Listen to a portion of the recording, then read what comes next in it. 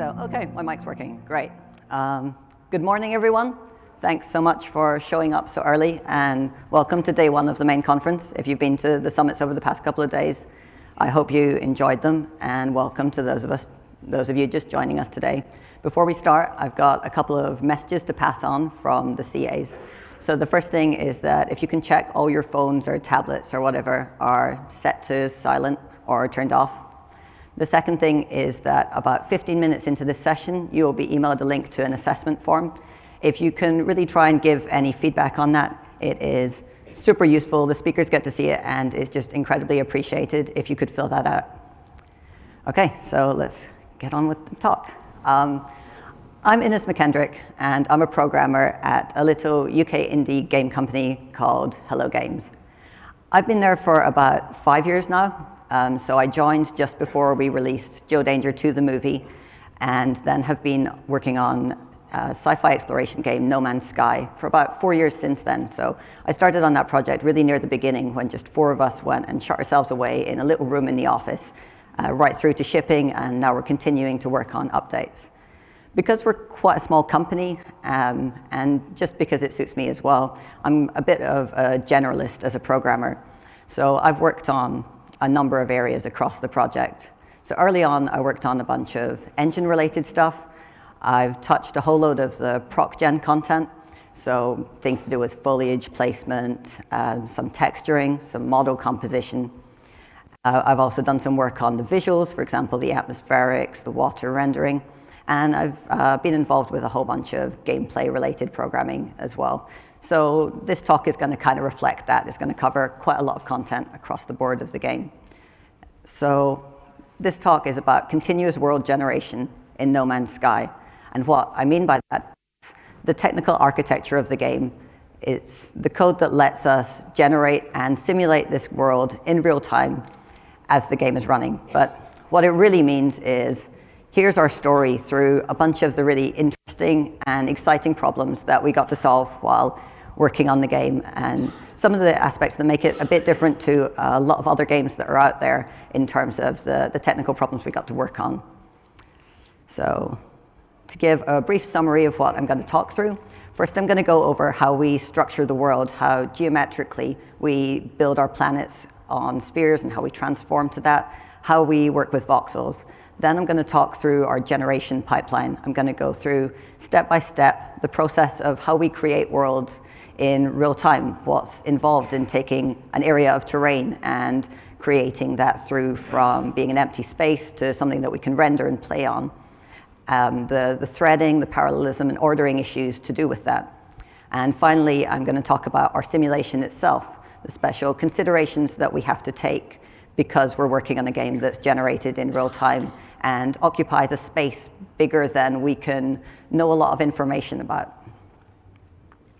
I think to understand the reason behind a lot of the technical decisions that we made on the project, you have to know a bit of background to it and to the team that I'm working as part of. So people probably know No Man's Sky is a sci-fi exploration game, but for those of you who aren't super familiar with it, it involves the players all starting on planets spread out across a vast galaxy. And you can take off from those planets and fly continuously and land on another piece of terrain, and the simulation continues throughout that. So much of the tech is focused on that core design decision. Hello Games itself is a small team. As I said, we started off with just 4 of us working on the project. That's 3 programmers and an artist. And we've grown and changed size a little bit, and now we're settled at around 20 people for the time being. And that's about 10 programmers, so quite code heavy, and 5 artists. And on a team that size, I mean, everything is hard and everything has to count. You know, shipping a disk-based game with 20 people was a real challenge. I think it was a real achievement that I'm super proud of. But also it means when it comes to the work our artists are doing, the work our coders are doing, we have to be really careful about what we take on. Every asset that the artists produce has to count for so much more than the work they're doing. It has to have a real meaning in game, and every technical decision that we take on as programmers has to be really pragmatic. We don't have an R&D team to go off and play with a lot of things for a long time, so we had to be really careful about our progress through the project. In terms of our philosophy as a company, we're fairly fast and iterative, and that's one of the benefits of being a small team, I guess, is that we can do that, and it's a really enjoyable way to work, but it meant we could come across problems, find our way through them, and then see if there were other design approaches and other technical approaches that could lead off from that. So we had fairly flexible design goals as well. We'd be really driven by people playing the game rather than by some solid design document laid out 4 years before the project shipped. As I noted, we have to make the most of our artists, but that doesn't just mean making the most of the content they produce. It also means generating content in a way that they have real control over. And that's something that is sometimes missing when people talk about prop gen. They talk about replacing artists. And hopefully through this talk, you see that that's not our philosophy at all. We want to be able to enable our artists to produce more rather than replacing them with an algorithm that doesn't quite do the same job. To give a bit more detail on our tech, so we work on our own engine, and that's written in C++, which is kind of inconsequential probably, but it's the first question everyone seems to ask, so I put it on there. If we had to make the decision of what engine to use now, I think that's a way less clear-cut thing. So you have to remember that we made the choice 4 years ago to work on our own engine at the time when there weren't really major voxel-based projects that had a lot of visibility that we could see in Unreal and Unity. So the thought of taking on an existing engine and having to optimize in that and having to work with voxels in that when we probably wouldn't have source code access and we wouldn't have a lot of support was a really daunting task, whereas our own tech, we know what's going on there. You know, we know we have a lightweight renderer. We know what we can do to it. We know the sort of time that might be involved in expanding and improving that. So I'm not necessarily saying it's the right route for everyone to go down, but it was the right choice for us at the time for sure. We shipped simultaneously on PC and PS4, and we just worked simultaneously on both platforms throughout development, which again, as a small team, is a tricky thing to do. Just getting test coverage on those kind of things is an interesting problem. As the focus of the talk implies, we use runtime generation, but that has a number of really interesting consequences for the game and for tech problem solving within the game. So any generation that we do, because we're producing this vast amount of content, it's more than we can store offline, it's more than we can load into the game. So we're generating it at runtime, and that gives us performance constraints on all of the generation work that we do that we might not face if we were able to bake out a load of textures rather than generating them as you warp into a system, or bake out a set of terrain rather than generating it in regions as you move around. So that's really, you know, the significant bulk of the work that I'm going to talk about today. The other thing that comes from that is that we have to be able to simulate gameplay with only a small knowledge of the world. So if we're generating this whole planet, and that's a bigger space than we can really get much information about at all, you know. We can maybe know a few points of interest, but beyond that, any kind of data we have about it is too much data for us to keep in memory and for us to argue about all the time. So any work that we do has to be able to work just in its own local space without knowledge of whether there's a lake over that mountain, whether you're at the highest mountain of the planet or just a mountain. And that's a really significant thing to keep in mind, I think, as I'm talking through this. A final note is that our engine is really agnostic to procedural content. I think people sometimes talk about No Man's Sky as the procedural game, and I'm not sure that's the right way to look at things. For us, our engine doesn't really care whether we generate the content online or whether we've loaded it or where it comes from at all, to be honest. You know, a texture is a texture, and that's a really significant and useful thing to say, and it's a useful thing to say about the game as well. The players shouldn't necessarily know whether your texture was generated or whether an artist created it. The sheer size of space that we're working with implies we have to generate content, but I guess one of the end goals for a lot of proc gen work at the moment would be that you can generate this massive space, that you can create a load of content that would be indistinguishable from something that an artist has authored directly. So, like I said, to start with, I'm going to talk about structuring our worlds, working with our spherical planets. So to understand our simulation process, you kind of have to know how everything is laid out in this way. And also, it's just an interesting problem that we work through. It's one of those things where I say, we're dealing with planets in space, and we want you to be able to take off and land from them. And everyone has an opinion about how we should have done this. And we have a lot of opinions too. But we worked through a number of different things, and I think it's probably interesting to talk through the different approaches that did and didn't work for us. So our driving design goal is that ability to fly off the planet, fly to another planet, fly back, but it's also that we have distances that have meaning to the player, that we're simulating a large enough space for some of those to be significant to them. So we need to simulate a space where someone walking around the planet, if they want to walk to the other side, that should feel like a really weighty and significant thing for them to do. Or if they want to fly around the planet in a ship even, that should take a significant amount of time. And again, that changes the way that we work with things. We want our players to explore, to feel alone, and that needs those distances to be suitably large. So like I said, we went through a few iterations, and here's the first one. So our first driving goals, we essentially thought of this problem like UVing a sphere, which is an annoying problem. You know, if you've had to UV spheres, then there are a bunch of issues there with poles and things like that. But our first consideration was that we wanted to have a flat plane for the terrain to exist on. We wanted to simulate on an XZ plane in the way that you typically would in a game, have that flat, have the y-axis always be up, because that makes things a lot simpler, not just for simulation, but also for generating our terrain. There's no complications about distortion, because you're just generating it in a really continuous XZ space.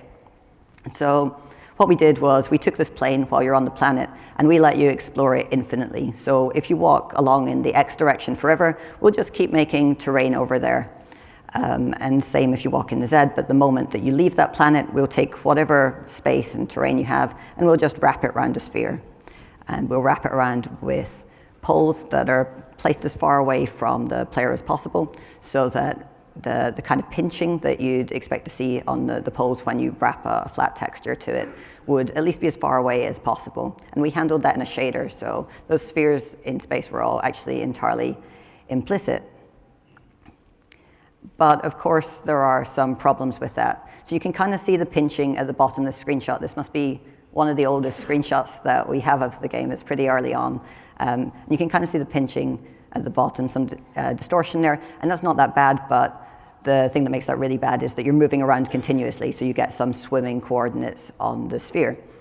The really significant problem for us was that you end up with some impossible places on your flat terrain that you can't possibly map in a useful way to the sphere. So if you have these points of interest, maybe you want to share them with other players, you know, because we have some network aspects that use that, then they can't possibly have the same points, because the way your sphere looks depends where you take off from it or where you come into it.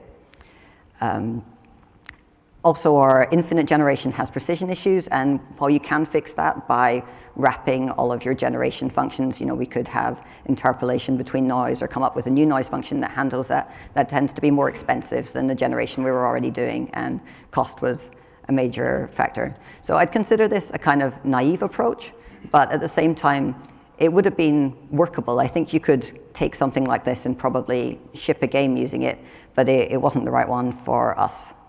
So the next thing we thought about was like, well, a lot of people have been thinking about mapping terrain to spheres and to flat planes to a really long time, so we should look at cartographers and what they're doing. So I went through the Wikipedia list of all the good map projections and tried to find the ones with the least distortion, because if you've ever experienced, you know, the cartography community, you've probably heard people complain about Mercator projection, which is fair, or, you know, if you came from Greenland, you probably know why that's bad. So we tried to look for ones that would be more appropriate, but generally there weren't solutions there that were useful to us. A lot of the transforms were either expensive or really expensive to invert, so we need to transform from our flat plane to our sphere and back, very often for like loads of vertices or loads of points. So that wasn't really an option, and some other techniques that looked promising are really designed for the planet Earth. So that image on your left, yep, had to check it was left, I think is a Pierce-Kunkel projection. I don't know how that's pronounced because I've only seen it written down, but that really only works if you have oceans in kind of the places that Earth has oceans, and becomes pretty useless when you generalize that to arbitrary planets that we were generating. So we gave up on this one as well and moved on to the scary approach that we had been trying to avoid.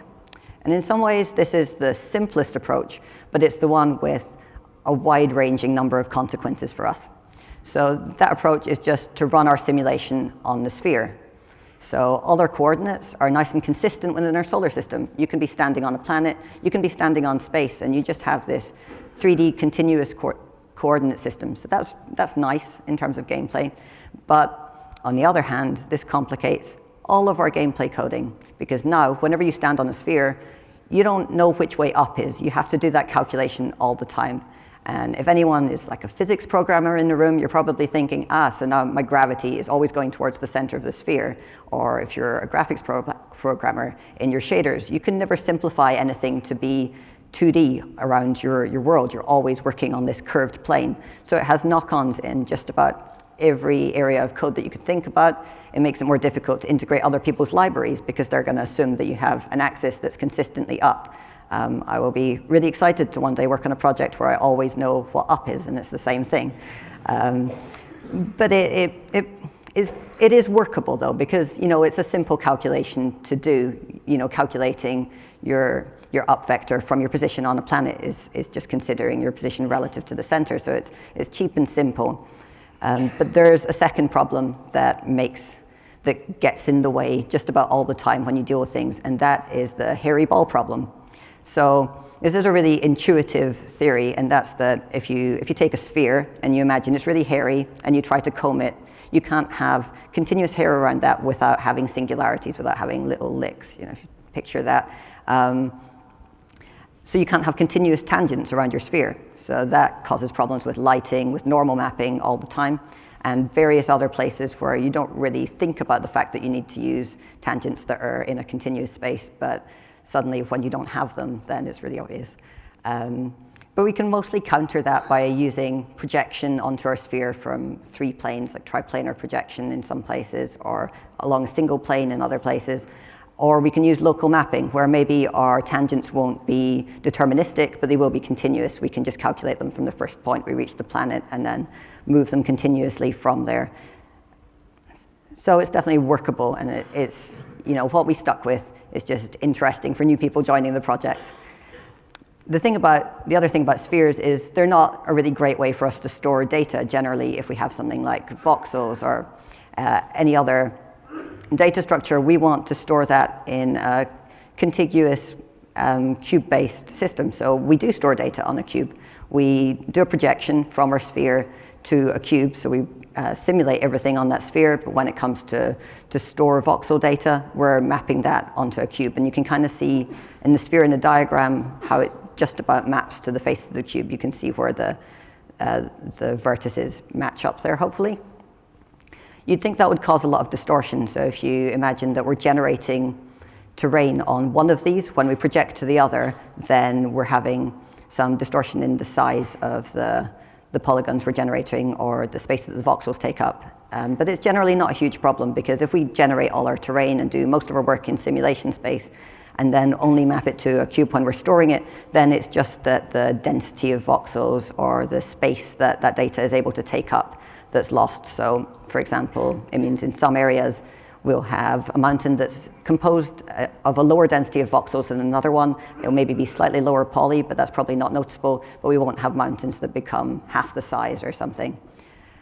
A question I get sometimes is why we didn't just simulate on a cube, but having edge cases at corners, like literal edge cases in your world, seemed like a nightmare to deal with. Having testers come back with problems that only occur in very specific places on your terrain. So simulating on a sphere seemed like the right way for us. And that sphere to cube transform, that's really super simple. So we can do it just by calculating our height offset above the planet, projecting that down onto the sphere just by normalizing that direction and multiplying it by radius. And we can calculate which cube face we're on just by taking the absolute value of the largest direction. So this is a really simple bit of code to write, and it's really cheap, and we can do it all the time without having a load of concerns about the fact we're working in 2 spaces at once. And our result is not on the face of a cube. That's the other thing to note, is when I say we're working on a sphere, we're not working directly on the sphere's surface. We're working on a height map or some terrain offset from the sphere. So we end up with some space offset from our cube at the other end. And going along those lines, that means we're only mapping a limited space offset from the sphere, because the further out you get from the surface of the sphere, intuitively, the more distortion you're going to see. So if you imagine the point at the center of the sphere versus the point at the center of a cube, that's going to be infinitely small in the sphere, whereas you can make it up of a number of regular voxels in the cube. And if you progress along that, you can see the distortion gets worse and worse as you go inwards or outwards from your sphere. So we can only simulate a limited space. And we choose about 128 meters of height for the sort of voxel data that we store there, which isn't enough. I mean, 128 meters gives you some little hillocks, maybe. It's not particularly interesting. It doesn't give us the kind of deep oceans that we want or the high mountains. So what we do instead is we add this elevation data. We add it into our transform. So rather than considering the radius of our sphere to be consistent, we consider it to be varying based on noise over the surface of the sphere. So we have an offset of about 600 meters to a kilometer, which allows us to get really high mountains and deep oceans up to that, and then still have our 128 meters of voxel data offset from that. That's really cheap, and we can also cache the results for the local area we're in, so that when we're doing those transforms, then it doesn't cause a problem either. And that's kind of how it fits in with our transform. So really all we're doing is calculating a single point of noise every time we call this transform. And then at the other end, we're projecting that down still onto our non-elevated surface of our cube. So working with voxels, I've mentioned voxels a few times. Let's go into some details on how we use them. So we consider our voxels in chunks. We have regions. And for the time being, I'm just talking about the nearest LOD, where all of our voxels are 1 meter cubes. So we take all these regions and we process them individually, and each one comes out to be a single area of terrain. Our regions are 32 by 32 by 32 meters of in-game data, but we need some additional voxel data there. So we need 1 row of voxels around the edge so that we can polygonize safely, because we're creating vertices in between 8 of our voxels. So we need that extra space to get to fully cover the area. But in addition to that, we want to polygonize a little bit outside each region and have some overlap. And that just covers for seams between the terrain due to precision issues. So in the end, we end up polygonizing an area that's about 36 by 36 by 36 voxels. And our individual voxels are about 6 bytes. So we have 2 bytes of density data, a byte each for 2 different materials that they're made up of. So our voxels tell you that they're made of grass or rock or mountain or sand, which we need in texturing and placing things on them later. And we have 2 bytes that tells us the extent to which something is rock or grass versus the other material that it's made up of. So we retain these in memory right throughout running the game. So there's definitely a limited quantity that we can store. That's just to let us do really quick terrain edits, and we do height tests and other tests against the voxels fairly often. So it's useful to keep around, but it would be possible to discard it and load it again. Similarly, it would probably be possible to compress it, and we just haven't done that because it's an expense, and also because compression is a lot less effective than if we have something like Minecraft, where your voxels are binary 1 or 0, because we have varying density data, and we want any compression that we do to be lossless. So it's probably something that we'll look at in future as we try and regain more memory from the game to put in new features and fill it with other stuff, but for the time being, it's just uncompressed in memory. Of course, our 36 by 36 by 36 meter regions, we can only have a limited number of those. They're taking up a fair amount of memory, so it's pretty obvious that we're going to need to deal with LODs, especially since we're flying off to space and back. So we want to have a bunch of these that'll be quicker to generate. And what we do is simply subdivide our regions down. So we deal with 6 LODs, each one being twice the size of the last.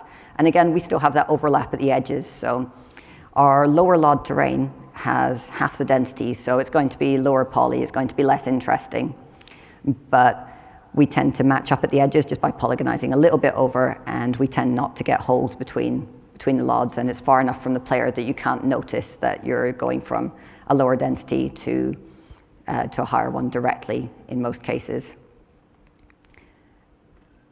The other thing is that we reduce density within those regions. So again, just as a memory saving thing, and based on a visual decision of what looks acceptable to us, we reduce the density within that. So our lower LODs aren't actually 36 by 36 by 36 voxels. We might half that or quarter that. And we tend to do it in the height a lot more than in the X and Z. Just because that looks okay, we can get away with reducing the data there. The other thing is we're splitting these voxels down, these regions down by half, but we only have this 128 meter area to fill. So we have 4 regions stacked on top of each other, at 32 meters in the nearest LOD, but quickly we stop having to do that when we get to the lower LODs. So the point there is that really quickly we end up with lower LODs that are incredibly cheap, which means we can have close to us high density voxel data and far away from us really low poly data that fills in up to the horizon. And we store those in an Octree. We're, binary subdividing things. It kind of makes sense. It maps well. It lets us keep up to date with where our regions are as we move around the cube. And it's really quick to find voxel regions when we're within one of them or want to look up one of them.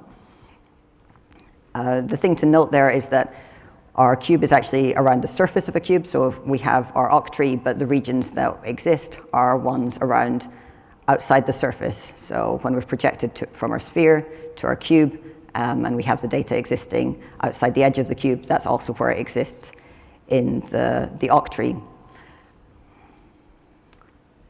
Those get, even at low resolutions, those get pretty expensive, and we can't cover a whole one of our large planets with even our lowest LOD of voxel data, so we also have a much cheaper low voxel LOD that exists per planet. We have that Octree that exists one for the whole solar system, and we just swap it between the planets, transfer, cancel creating regions as we need to as we move around. But we also create, just as you fly into the system, these low density voxel spheres. They're just 2 voxels high, so there's really very little data there at all. They're pretty cheap. And we just generate 6 separate polygonized cube faces that map onto our sphere. And that gives us those planets in a much cheaper way from any point in the system all of the time. Okay, so next I'm going to talk through our generation pipeline, so how we fill in that voxel data, what we do with it once we've got a whole load of voxels and we need to render it and turn it into a game we play. So we do some generation at load time. Well, there's kind of a hierarchy of where you want to do your generation. So ideally, if we could do everything offline, that would be super cheap in the game, but we can't. So we do as much as we can at load time, and then we do what we have to as the player is moving around. So the kind of thing that we can do at load time is sort of rendering some procedural textures, loading any vertex data that we need in order to create models. But creating the terrain itself, because there's so much of it, we can't generate a whole planet. We have to do that continuously as we're moving around, as the player is playing the game. So we just do it in the background, along with things like texture streaming. So here are our stages that we go through. So we have our voxel region, and we want to take that through to something that's playable. We go through the following stages. So first we generate it. That's filling in the voxel data from noise until we have our completed density data for that region. We polygonize it, so we have a vertex mesh. We then spherify it. So we've done those 2 stages just as a voxel cube, and we then spherify that vertex data so that it'll fit on our sphere planet. We then construct a physics mesh. We construct like a nav mesh for creatures, and then we finish off by covering that region in plants and creatures, buildings, gameplay props, anything that we need to make it playable. So of course, if we're going to do all that stuff as we're moving around, we have to do it we have to do it off the main thread, and we do it using a job system. So threading in our game is relatively simple. We have a main update thread and a main graphics thread, and we have a sync point each frame for those. And we try to make the terrain interfere with that as little as possible as we're going around. On PC, all these jobs are handled on the CPU, but on PS4, we do some of them in compute shaders now. So to see how our threading kind of works, in terms of all the numbered points we can do in jobs, and then all of the other points are points where we have to interfere with the world. So at some point we have to get hold of a vertex data buffer to fill in. At some point we have to add our physics to the main physics of the world. We have to add all our creatures and position models and things like that. But almost everything else we can split off and just run as a job. And of course what that means is we have all these voxel regions round about us, and we need a tactic for ordering those jobs. And I can kind of show that filling in here. So this GIF is pretty much real time, run on my laptop before, and I think it's LOD 2, so maybe the second furthest away LOD from the player. So you can see we're dealing with a lot of regions. Each one of those little squares is a region that we're creating, and you can see it filling in real time. So when it goes again, you'll see each of those regions flipping really quickly through a number of colors, and that's them going through their generation, polygonization, all of those stages. The way that we order those is based really highly on visuals. There's no real driving factor aside from what the player experiences and what they see. So when those regions are going black, that's them being filled in by a nearer LOD. So we're able to fill in this low LOD real quick, and then we start to bring in more detailed terrain over the top, because that's the most beneficial to our player. We generate using a point-based system. So the stuff in front of us, here we go now, generates first, and then the stuff around about us spreading out from the camera. So now we've seen how our regions progress through the steps. I'm going to talk about those steps in a little bit more detail, starting with our terrain generation. I'm not going to go into loads of detail on all our noise-based techniques, but Sean Murray is giving a talk tomorrow at 5:30, and that does just focus on terrain generation and the specific maths and noise techniques of that. So you should go to that one. So it helps here, when we're going to talk about generation, to have a bit of an understanding of how we look at generation in No Man's Sky in general. So we see generation as this top-down approach always. You're always feeding data through one generator, coming out with some more data, feeding that into the next generator, and just doing that continuously until you end up with what you want. So in the case of terrain, we're starting by knowing which solar system we're in, and we know that by a positional seed. We feed that through and generate some info about the solar system, how close the planets are to the sun, what kind of sky it has, what the atmosphere is like. And then we can feed that data through to each planet along with the planet's position-based seed, generate some information about whether it should be rocky or cliffy I don't think is a word, but it has cliffs, you know, or have mountains or oceans, and we can feed that through into our terrain generator, which will then come out with the voxel data that we have. And this might seem like a really trivial thing, and it is simple, but it's really important, because the significant part here is that any point in between those generators, we have a piece of data. We actually have it mostly as XML data that we can write out and store. So when it comes to debugging these processes, that's hugely useful, because any time that we see a bug or something, we can step into this generator at as many different levels as possible to see what might have gone wrong. We can load up future data to check that we can see the same things again, to replicate the same problems. And we can store past planets and load them again to check for, you know, performance degradation, things like that. Sorry. All right. So with that in mind, when it came to writing this particular generator, the generator that would output our terrain, which is, you know, one of a number of generators along with our texture generator, our model generator, they're all just independent things that are taking data as input and then outputting something that we can use in the game or something we can use in another generator. So we have a number of requirements that we'd set out for writing that. The first is that it has to be directable and consistent, and that comes back to what I was talking about at the very beginning, that our artists or a designer needs to have control over the output, and they need to be able to work that out from the parameters that are going into it. Actually, in the case of the terrain, it's largely Sean, so the person that wrote a lot of the generation techniques, that's actually set up the parameters, but he still needs to be able to sit separate to being a programmer and fill in those values and get some meaning from what he's writing there. It needs to be real time, of course. We need to generate this as the game is running all the time. It needs to be varied, so the output space should be large. So we want a load of different terrains, and we want them to work, you know, and not have holes in them, but to look different to the player. We want to create things that are both real world and abstract shapes. We want our whole system to be adaptable, modular, easy to add to. And then as a final point, we want our generation to be data local. And that's the kind of interesting and tough point in all of this. So if we're generating a single voxel, it can't know anything about any of the other voxels round about it. It's stateless, so it can't know whether it's halfway up a mountain or at the top of a mountain, aside from that it is a mountain. It has, maybe 50% of a mountain. And that becomes a real problem when you want to map out like water flowing and things like that. So that means we have to look at generation techniques that look as though they've evolved over time, that look as though they know information about what's next to them. We have to model erosion, but you don't model erosion as the process of eroding. You model it as the end state of all those things. You model something that looks like it has eroded over time. So to break that down to how we actually do it, let's start with 2D terrain generation. So our first stage as an optimization more than anything else, but also because it simplifies things conceptually, is to block out some shapes in 2D. So we'll split areas into mountains, into maybe some smoother plains down there. There's a river on there. And this doesn't come out as voxel data. This is just a series of values that are saying the extent to which this voxel is a mountain or is smooth or is a river. So it's a much larger amount of data, but we're only retaining it for a short period of time until we go on to 3D generation.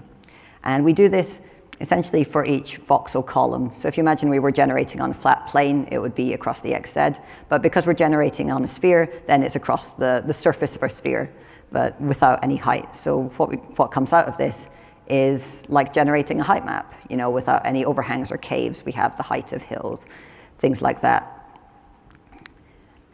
So to step through how that looks, so we have our terrain, there's no noise, it's probably a real boring game. And then we generate our elevation. So that's generated as noise, like I said, in the same way as anything else. So what you can really see here is that our elevation data is really low in interesting points. It's just some really smooth noise, which is why it's really cheap. And we store that at this point into a 2D array so that it'll be cheap to look up later as well. And then we can start to add some 2D features. So this is our height map that I was talking about without overhangs or caves, but with some points of interest. There's some rubble in there, there's some noise. This is generating without thinking too much about materials at this point. I'll talk about that later, which is why it's all flat and sandy and brown. But we've got pretty far just talking about our distorted height map. But we want more interesting terrain. We need those 3D shapes. That's what I come on to next.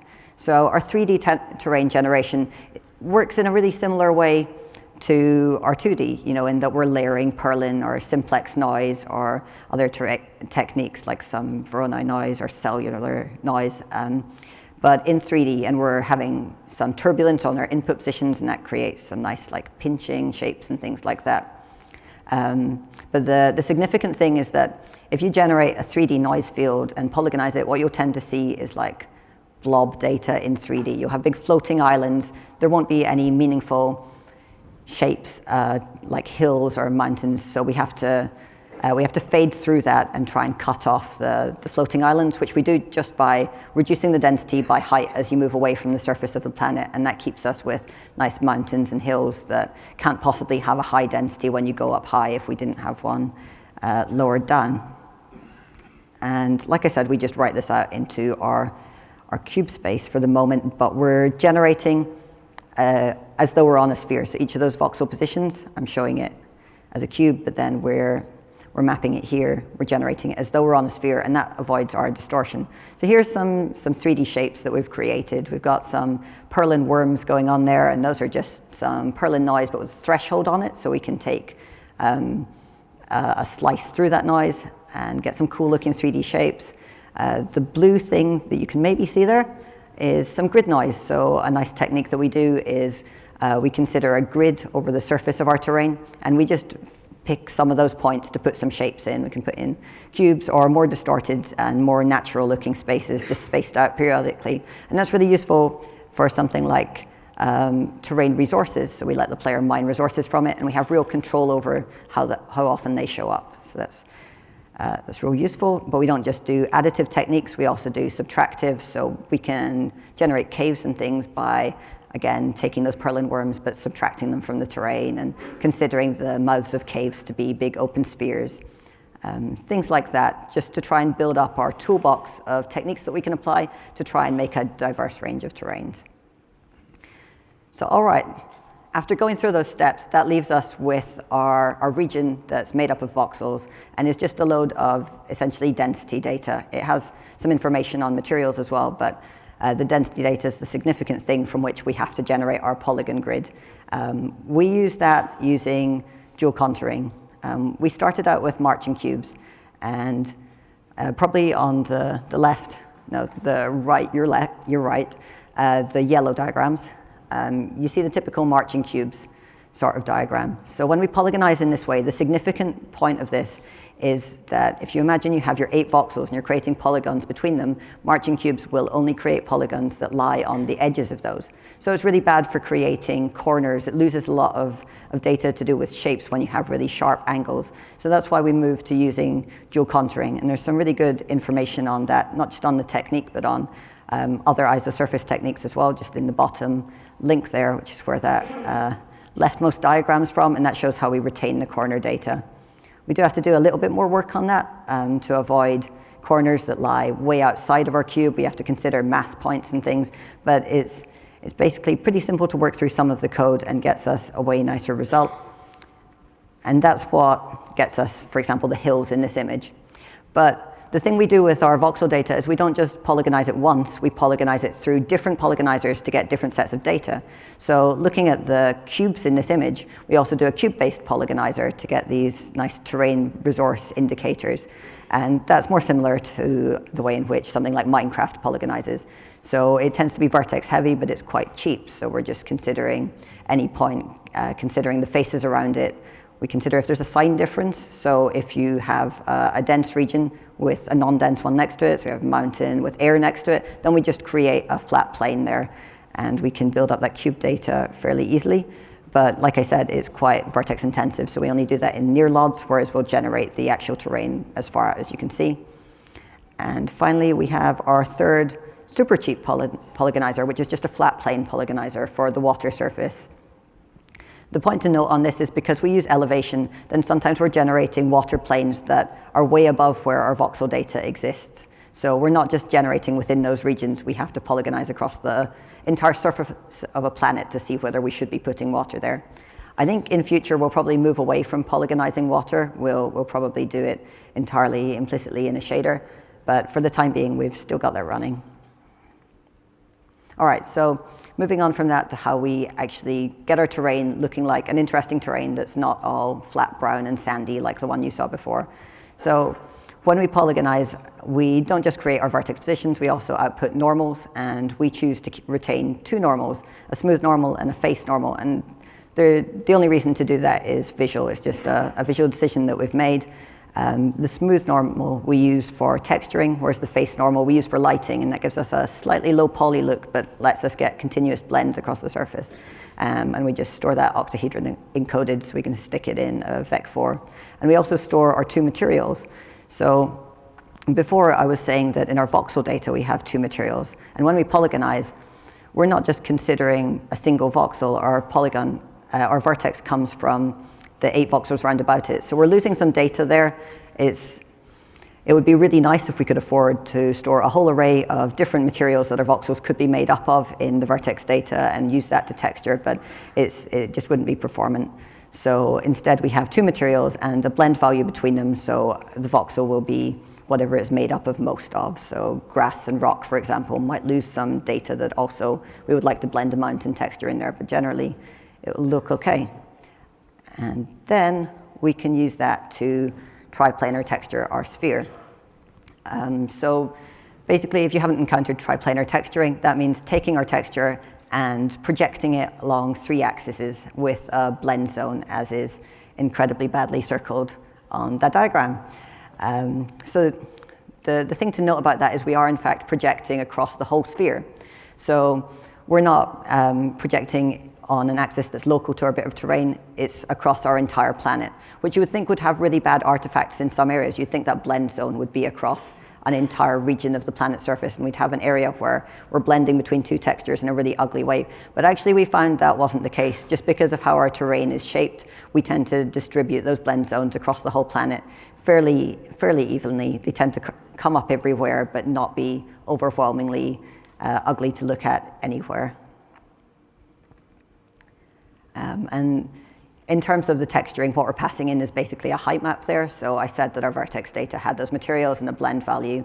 What that actually means is that we have an atlas of textures that relate to those different materials, and we choose those and blend between them based on a height texture, and that's just an artist-created thing. We recolor it in the game, but it's an area where our artist creating something really carefully really outweighed trying to synthesize these textures. The other thing to note is that we apply these textures at 2 different scales. So we have a lower detail texture mapped over a much larger scaled, higher detail, a higher size texture. And we just continuously replace those as you fly away from or towards the terrain. So far from the planet, you'll see the same texture, but at a much larger scale. And when you zoom in close, then we'll continuously replace and half those sizes and replace them down until we have our 2 scales of texture still. And that helps us with our terrain blend as we fly into the planet. All right, so we have our terrain. We have it textured off in our shader. It's polygonized. We can render it, but it's not very interesting. We have to do stuff to it for it to be useful in the game. So a real important point is that when you're generating your terrain in game, your work isn't just generating that terrain. Things that you'd normally bake offline, for example, physics or navigation meshes, you also have to calculate as jobs in real time. And that takes up a way more significant chunk of our time than actually generating or polygonizing the terrain. And the first step in that is placing a bunch of objects. And again, that can end up to be quite a significant cost. It's something that we do in compute shaders on PS4. And the basic approach is really similar to the noise that we're using for generating the terrain. So this is kind of a top-down view. So hopefully you can see the kind of green bits are grass, and there are some rocks and plants in there.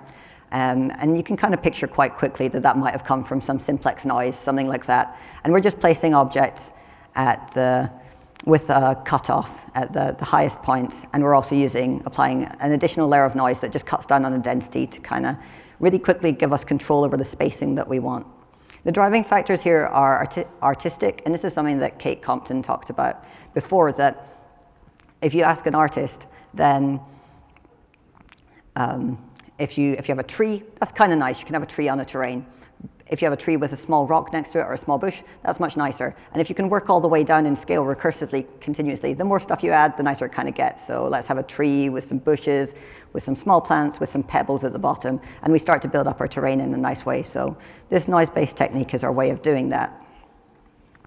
We additionally use an offset grid, and that's just similar to the terrain-based technique that I was talking about before, so that we can place gameplay objects when we really need control over how far apart those are. So we just split our terrain into grid cells and choose how many of those should be active.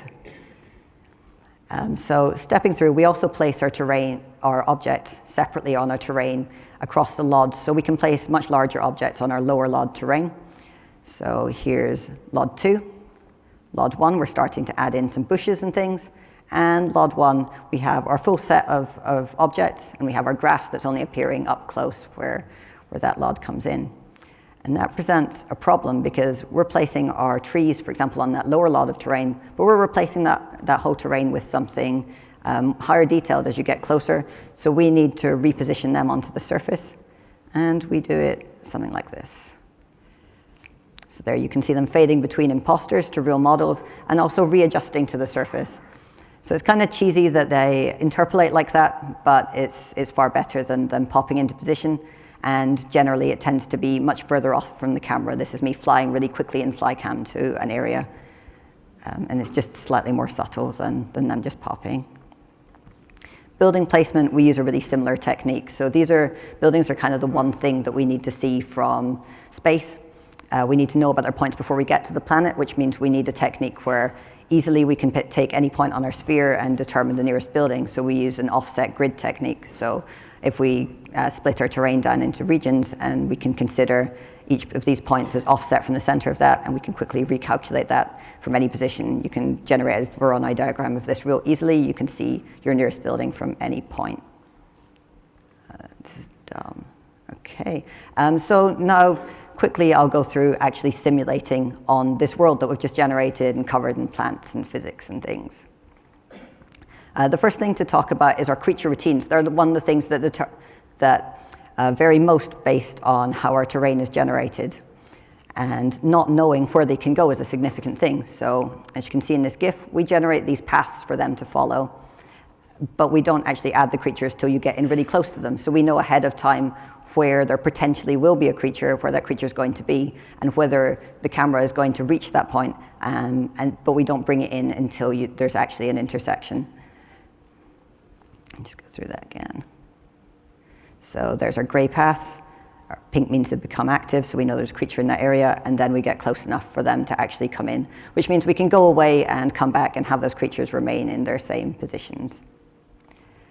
And we do a really similar thing with all of our objects. We fade them in as you fly away and come back. And we use this dither-based technique just in a shader. We pass in a 0 to 1 value for all of our terrain and our objects that we can just use to make sure it comes in appropriately as you're flying around. So again, we've got some GIFs of that. So here you can see the terrain generating around you. And again, this is me flying really quickly to a point and bringing all of the terrain in. So it's really noticeable that we're doing this, that we're starting with really low-res terrain and bringing in some slightly nicer terrain over the top.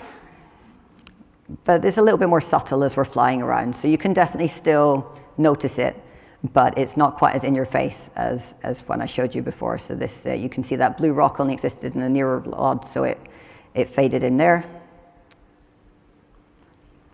So this is all time-based. We kick that fading off as that region is ready to come in. We fade it in, and then we're able to see it. But we also do a distance-based fade for things like grass. So this is just thinning out grass, and that's just a cut down on the quantity of grass that we're rendering. And you can see that the grass is slightly different to the terrain underneath it. And it thins out as we move away. I would really like to move a lot more of our fading to be distance-based. I think it's much more subtle. You don't notice it so much as you're flying around. So that's definitely something that we'll look at in the future. But it needs you to have generated enough terrain far enough away from you that you can afford to do it based on distance. Whereas if your terrain comes in quite late, then you really need to fade it in as quickly as possible. All right. And finally, I want to talk about evaluation and evaluating our content and our worlds and evaluation of procedural content in general. So I've spoken about different things on No Man's Sky a bunch of times, and I kind of like to finish on the importance of this because it's really meaningful to us. It's meaningful to the artists when they're generating content that they don't just see their content in context. They don't just create a model and look at it in the game. They see vast quantities, all the assets that come from that model. And that's true for our planets as well. We need to not just create a planet and look at one of them. We need to be able to really quickly go through loads of planets and say, why are all my planets red? It's valid that one planet would be red, but there's clearly a bug going on there that's caused all of them to look like this. Or there's this whole space that we haven't explored in terms of generation, and we could maybe look into that in future. That's a really big one for the artist to go back to especially, but it's true for us looking at generation techniques for terrain and things as well. But it's also an important thing for performance that we're not just looking at one planet, that we're looking at a vast quantity and that we're looking at it regularly. So this is Simon's smoke test tool, which is really fundamental to us while we're working on the game. So we can see performance degradation and things over time. Every time we run a build, then we see all these screenshots, we get these captures, and we know how we're doing in terms of performance. And it's important that we're doing that on the same planets because we're generating loads of different planets, and some of them will be way more performant than others. Some will be filled with foliage and life and will be really pushing us, and some will be really cheap and they're not a problem at all. So we need a way of keeping track of that throughout the project. And I think if you're doing any generation stuff at all, focusing on these tools is a really significant thing to do. So to summarize this talk, I've just got a few important takeaways. I don't know if what I've said today in terms of the specific techniques is useful to you. Maybe it's interesting to you, and I'm happy to talk some more technical detail to those of you that are interested. But I hope the way that we're making this game is interesting. I hope that people will consider it for games in future. I hope they'll think about the fact that we can make interesting spaces in games. We don't have to work on a flat plane. We can work on spheres or on a torus, and we can achieve loads of interesting gameplay that we haven't looked at through that. We can make deformable voxel worlds. We can do that in a large-scale game. We can do it on current hardware. And again, people think about voxels and look at like Minecraft, but there's so much more that we can do, and we can keep doing with that. We can have procedural-based games where our artists remain in control of the content that's coming out. We don't have to look at procedural generation as a way to replace our artists. We can look at it as a way to augment them and to create more content. And finally, we can create generative worlds, and we can create them in real time as the game is running. And we can do that today, again, on current hardware. If we can do that and ship a game as our tiny team, there are so many more options for people with more resources out there. I think it's a really valid avenue for us to be pursuing as game developers. I think is hugely exciting. All right, so thank you all again for coming today. If you want to ask me questions, I'm going to head over to one of the wrap-up rooms, but also feel free to shout me online. And standard plug for my company. I love it very much. You should come work with me. It's great, and thanks again.